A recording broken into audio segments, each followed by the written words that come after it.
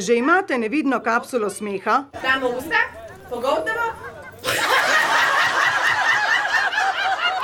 Smeh, ki preveva slovenske hribe in doline, daleč od vonja podalpske kisle juhe, ki jo meša oblast. Ne mislite na politike in finance, če ne bomo bili bolani.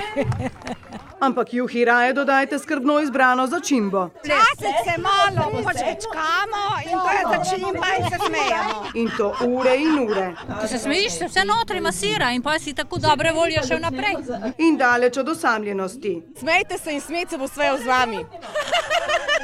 Smejal in plesal.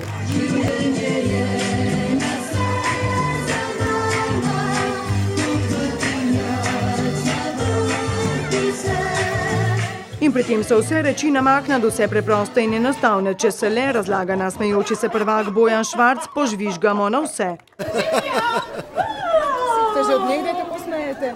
Ja, na nek način sem se vedno rad smejal, ampak seveda so bila obdobja, ko si nisi moral, nisi se mogel najbolj smejati in je pa dobro, da spet prideš nazaj na tole.